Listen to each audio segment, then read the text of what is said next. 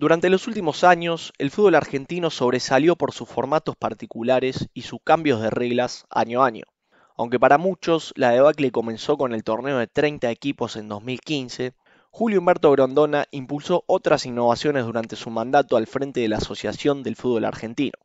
Algunas salieron bien y otras tuvieron que ser retiradas por el descontento general.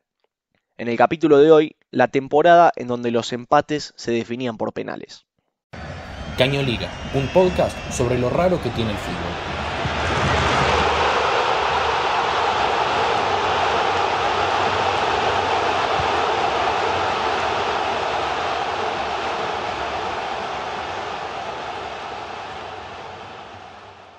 Corría el año 1988. Mientras que Boca y River habían armado grandes equipos para pelear el título, el torneo también contaba con la presencia de clubes que décadas después estarían muy lejos de la primera división, como Ferro, Deportivo Armenio, Deportivo Español, Racing de Córdoba y el desaparecido Deportivo Mandillú.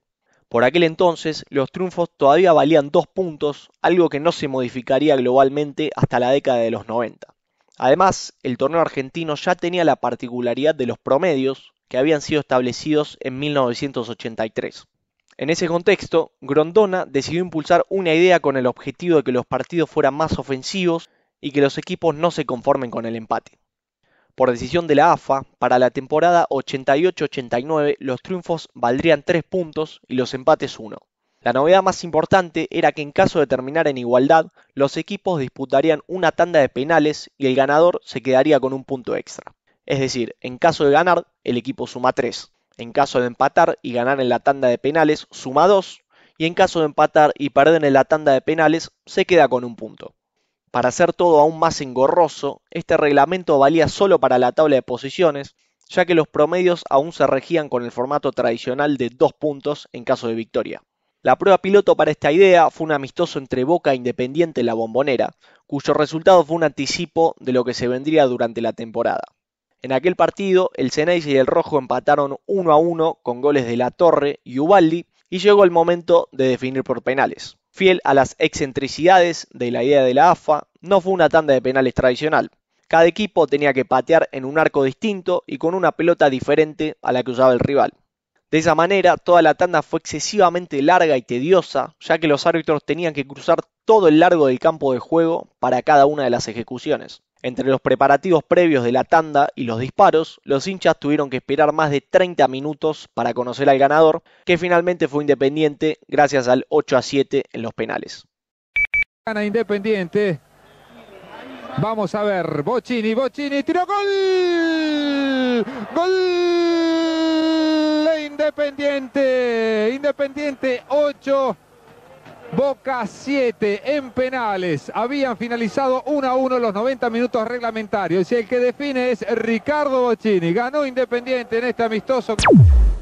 A partir de este suceso y de ciertas sospechas que generaba patear en distintos arcos y con pelotas diferentes, la casa madre del fútbol argentino decidió que durante la temporada se ejecutarían los penales de la manera tradicional. Quienes inauguraron la novedosa modalidad fueron Ferro y Newell's después de un empate 0-0 en Caballito, y el local se quedó con el punto extra tras imponerse por 3-1 en los penales. En esa misma fecha, Talleres y Mandillú empataron 1-1 en Córdoba y el Tallarín venció por 4-2 en los tiros del punto penal. La segunda fecha ya sería testigo de una definición insólita. Deportivo Español recibió Independiente en un encuentro que finalizó 2-2. La tanda no fue un trámite y tuvo a todos expectantes, ya que se patearon 28 penales. El ganador fue el Rojo por 12-11 en una serie que duró 19 minutos. La tercera jornada tuvo la particularidad de ser la que contó con más empates. De 10 partidos disputados, 8 terminaron en igualdad y por lo tanto todos ellos definieron el punto extra a través de las ejecuciones desde el punto penal. A lo largo del torneo, los clásicos también fueron protagonistas en esta modalidad. River se impuso 4-3 en la tanda del Superclásico ante Boca, después de empatar 0-0 en la Bombonera. Batista, gol. 4-3 ganó River. Batista entonces. 4-3 River, definición por penales. Y ahí está la alegría del número 5, Checho Batista. Lo propio hizo Independiente ante Racing, cuando luego de la igualdad sin goles se impuso por 4-1. Los penales también estuvieron presentes en el Clásico Platense, cuando Estudiantes falló 4 disparos consecutivos y Gimnasia se impuso por 2-0. En aquel entonces el resultado de los 90 minutos había sido 1-1. La definición más increíble y probablemente más ridícula ocurrió en la fecha 12, disputada en noviembre de 1988. En esa jornada, Argentinos Juniors recibió a Racing en Caballito y el encuentro finalizó 2-2.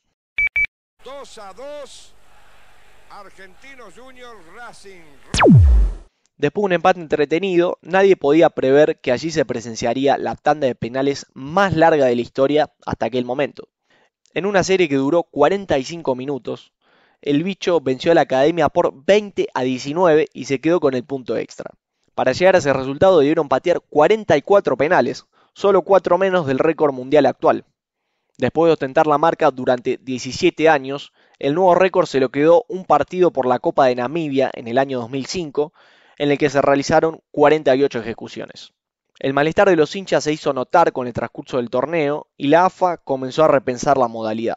Una encuesta del Gráfico, en la que participaron 14.000 hinchas, arrojó que el 79% quería descontinuar la idea de los penales después de los empates. Ante el descontento general, se retiró la regla y la temporada 89-90 volvió a su formato tradicional. Con este particular reglamento, el campeón del torneo fue el Independiente del indio Jorge Raúl Solari, gracias a los 84 puntos que consiguió. En las arcas del Club de Avellaneda quedaba un nuevo campeonato. El festejo, el delirio. Independiente lo ganó a los Chaplin, de galera y bastón.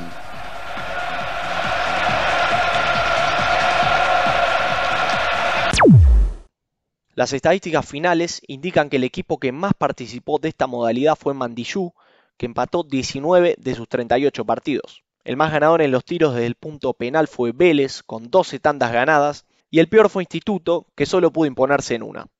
De esta manera, la temporada 88-89 del fútbol argentino quedó en la historia por una particular idea que no funcionó y que no dejó contento ni a los protagonistas ni a los hinchas. Este es solo un capítulo más en la historia del torneo de Primera División, que para 2023 presenta un semestre de Liga Regular y otro de Copa Nacional, en lo que será la primera temporada después de la consagración en la Copa del Mundo de Qatar 2022. Si te gustó, dale al botón seguir en Spotify o dale like y suscríbete si escuchaste el capítulo en YouTube o cualquier otra plataforma. Encontrás al podcast en Instagram, TikTok y Twitter como @cañoliga con NI. Hasta la próxima.